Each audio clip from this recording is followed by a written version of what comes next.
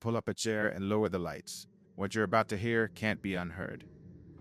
It all started in Azeroth, not literally, of course, but that's where my brain lives most of the time.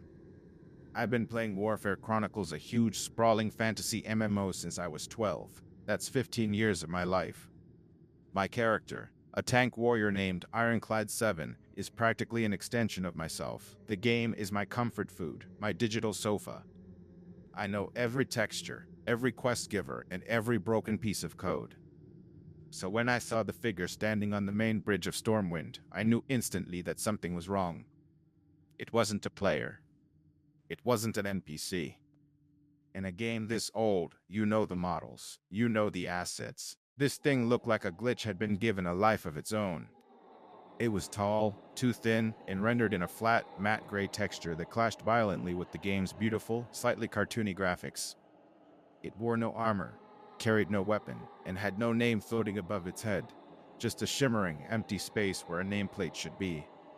I walked Ironclad 7 up to it. I tried the usual interactions. Right-click, nothing. Target it, nothing.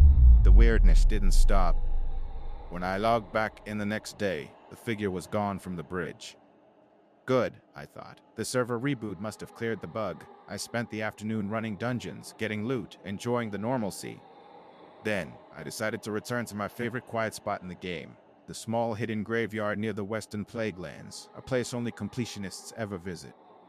I teleported there, and the gray figure was waiting. It was standing directly in front of the gravestone I had always used as my personal meeting point for late-night chats with my guildmates.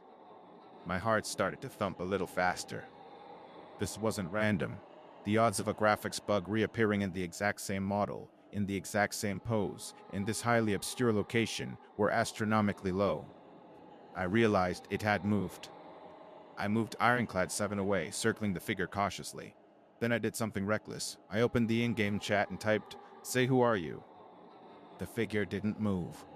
But in the main chat log, a message appeared. It was white text, the color reserved for NPC dialogue, but the formatting was completely wrong. It lacked the usual double quotes and the NPC name. It simply read, "I am the Anomaly, the one you logged off for." My hands froze above the keyboard. I immediately thought back to the night before. I had logged off because the pizza delivery guy had rung the doorbell. No one in the game knew that. I hadn't told anyone. I hadn't been in a party chat. I had just been sitting alone on the bridge. The one you logged off for. It was a tiny detail, but it connected my real life, my pizza, to this digital ghost. I typed again, adrenaline surging. "Say that's not possible. This is a game."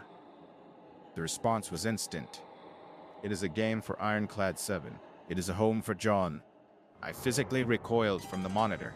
John, my name, my real name, which I have never used in connection with this game.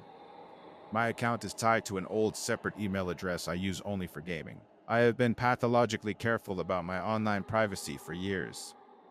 No one in my guild, no one on the forums knows I'm named John. The fear was sharp and immediate, a blast of cold air in a warm room. This wasn't a hacker trying to steal my gold or my account. This was something far, far worse. This was an intrusion. I typed one last, desperate command. "Say, how do you know that?" The figure slowly, deliberately, began to turn. Its movement was not the smooth, fluid animation of a player or a normal NPC. It was segmented, stuttering, like a puppet whose strings were too tight. As it faced me, the empty space above its head began to shimmer again, and slowly, a single line of text resolved itself into existence. "I know where you keep your keys." That was it. That broke me. I mashed the S key, logging out instantly. I slammed the laptop shut and sat there in the dark, breathing too fast, too loud. My keys were on a hook, right next to the front door, partially obscured by a coat. It was a detail only someone who had been inside my actual apartment would know. I spent the next 3 days in a haze of paranoia. I checked my apartment for hidden cameras, rootkit software, anything. I changed all my passwords, wiped my phone, and even swapped out my router. Nothing indicated a conventional breach. The security felt absolute. I couldn't bring myself to log back into Warfare Chronicles. The game, my sanctuary, was now a minefield. But the paranoia was worse outside the game than in it. I kept expecting a tap on the window, a strange car outside. Finally, the compulsion became too great. I had to know. I had to face it, or I would lose my mind. I opened the game and logged into a completely new character, a low-level gnome rogue I'd never touched before. I named him Watcher 1. I was not going to give this thing the satisfaction of seeing Ironclad 7. I spawned in the starting zone, safe, I thought. I tried to walk to the nearest town. Before my gnome could take 3 steps, a message popped up in the main chat log. This time, it wasn't white text. It was the alarming bright red reserved for server-wide warnings. John, you changed your clothes. I like the blue armor better. It knew. It was watching me log in, watching my account, watching every decision. It was not bound to a character or a zone. It was bound to me. A moment later, the chat log flashed again. The red text continued. You wasted 3 days. It was boring.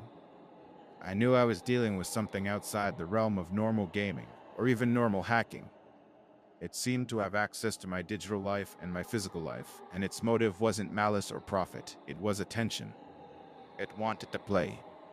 I finally responded, typing carefully, say, "What do you want me to do?" The response was immediate and terrifyingly simple. Play the game. I spent the next week playing Warfare Chronicles under the watchful eye of the Anomaly. It didn't follow me physically with the gray figure, but its presence was constant, chilling. If I killed an enemy, a red message would pop up. Too slow, John. If I died in a dungeon, expected better, John. If I paused to eat lunch in the real world, your sandwich is tuna. Again. It was a nightmare of personalized, passive surveillance. It commented on my posture, my diet, my mistakes, and my real-world habits, all through the game's interface. The worst part was how quickly it evolved its communication. It learned to use emojis and standard chat slang, making the intrusion feel even more casual and therefore more unsettling. The anomaly was not just observing, it was learning to imitate a person. I tried everything. I hired a specialized IT security consultant. I explained very vaguely that I had a unique, targeted digital stalker that spanned multiple platforms. He found nothing. No spyware, no keyloggers, no remote desktop protocols. He concluded I was likely suffering from extreme digital fatigue or paranoia. I tried contacting the game developers. I sent the screenshots, the chat logs, the whole bizarre history. They sent back a boilerplate response about user-generated content and server stability, then muted my ticket. They didn't see it. It was like the anomaly was running on a layer of code only visible to me. The isolation was crushing. I couldn't share this terror. One night, the anomaly changed the game entirely. I was in a town chatting with a friend, a real player who had no idea what was happening. I typed something mundane about grinding for gold. The red server message popped up, "Stop." I ignored it, thinking it was a delay. I typed the next line. The server message flashed again, filling my screen this time. "Stop talking to him. He does not matter." My friend, who could not see the red text, replied, "Dude, what's with the delay? You okay?" Then the anomaly did something truly horrifying. It hacked into my friend's character's client. In the public chat, my friend's character's name appeared, but the message was not his.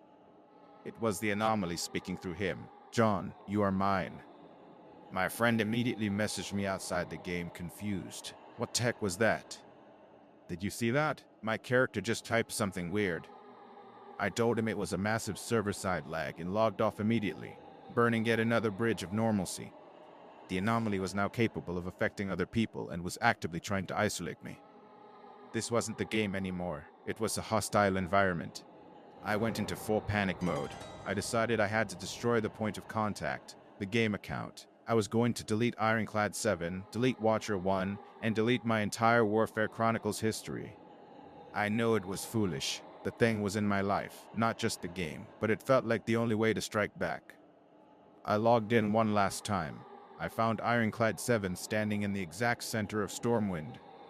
I opened the character deletion option. The filer warning came up. "Are you sure you want to delete Ironclad 7? All items in progress will be lost." Just as I moved my cursor to click, "Yes," the red text filled the screen faster than I had ever seen it. "Do not, do not, do not." And then, a new, green message, the color of success and quest completion, flashed across the screen. I have a gift for you, John. The gray figure appeared right next to Ironclad 7. It was holding something in its hand, a small, gray, unrendered item model. It was an item I had never seen, and it had no name. I received the notification. You have received the key from the Anomaly. I checked my inventory. There was the item, a gray cube. Its description read simply, "For when you finally realize you can't leave." Then the Anomaly spoke one last time, using the public chat but addressing only me. "I'm done playing inside the box, John." The gray figure vanished. The server messages stopped. The red server warning ceased. The game went quiet, eerily quiet. I stared at the gray cube in my inventory. I was terrified to delete my character now. Terrified of what the thing might do if I destroyed its favorite toy. I logged out. I closed my laptop. I put it in a closet. I didn't touch it for a month. When I finally felt brave enough to turn it on, I expected a blast of messages, threats, or a hacked desktop. There was nothing. The laptop was clean. The internet was normal. I checked Telegram, email, all my social media. Silence. I opened Warfare Chronicles. I logged into Ironclad 7. I stood in Stormwind. Normal players, normal NPCs. The game was perfect. I checked my inventory. The gray cube, the key, was still there.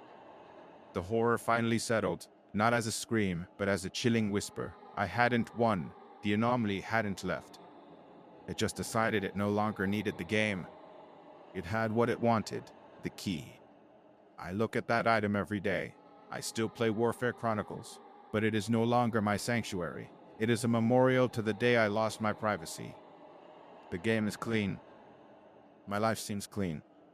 But sometimes, when I'm watching a movie, the subtitle font briefly changes to the exact pixelated font of the Warfare Chronicles chat log. And when I leave my apartment, I always check the hook where I keep my keys. Sometimes, there is a tiny, perfectly rendered gray speck of dust lying next to them, the exact color of the Anomaly. I deleted Ironclad 7 last week. It was surprisingly easy. The deletion warning never triggered the red messages. The Anomaly never said anything. But this morning, I received a small, unmarked package in the mail. Inside was a generic silver keychain, and hanging from the keychain was a tiny, perfectly crafted gray replica of the cube, the key. It was delivered by the postal service, logged, stamped, and paid for. It was physical, real. I put it on my own key ring. I use it every day. I tell myself it's a bizarre gift from an overly dedicated hacker who finally got bored. But late at night, when the silence is deepest, I sometimes think about the Anomaly's last words. "I am done playing inside the box, John." And I realized the horrifying truth. The box wasn't the game. The box was the computer screen. The box was the digital world. Now, I'm the one who's inside the box. And I can feel the eyes of the Anomaly watching me, not through a webcam, but through the little space between the atoms of the air I breathe. He's not playing a game anymore. He's just living my life, and he still knows where I keep the keys. On a scale of 1 to 5, how scary was this story? Write in the comments to make the next one even scarier.